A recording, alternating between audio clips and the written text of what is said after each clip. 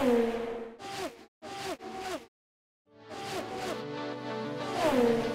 late in the middle of football country, but for one weekend each spring, Birmingham becomes IndyCar country at Barber Motorsports Park.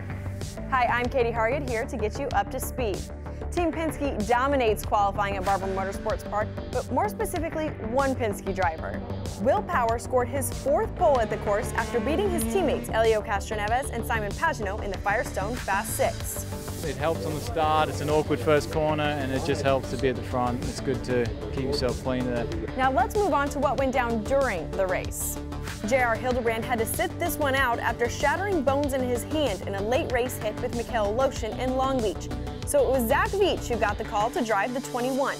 He had never started an IndyCar race, never made a pit stop, and still finished on the lead lap in 19th. I called a couple of my friends, including Hinchcliffe, and I was like, man, what am I getting myself into? And he's like, you literally picked the hardest track to make your debut. So just learning here this weekend.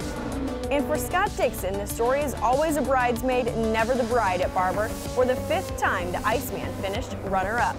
We gave it away on that last restart going into 16. A good job by them. Just was another, I think, our 7th podium here. So good, but not great. And he was runner-up to the new guy at Team Penske.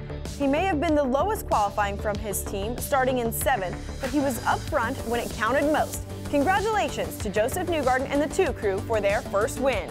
We got a little bit of a good break today. You know, everything rolled our way. We had a fast car. Most important thing, we got a Team Penske car in victory lane, and for Roger and Tim and the whole group, that's what we want. You may have heard a little rumor. F1 champion Fernando Alonso is skipping the Monaco Grand Prix to come join us for the 101st running of the Indianapolis 500. And this weekend, he went to Alabama to see his very first Verizon IndyCar Series race.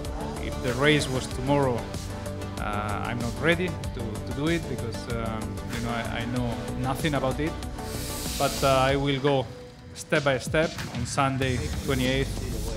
I want to be as prepared as anyone else. Next up, the Verizon IndyCar Series heads west for the Desert Diamond West Valley Phoenix Grand Prix.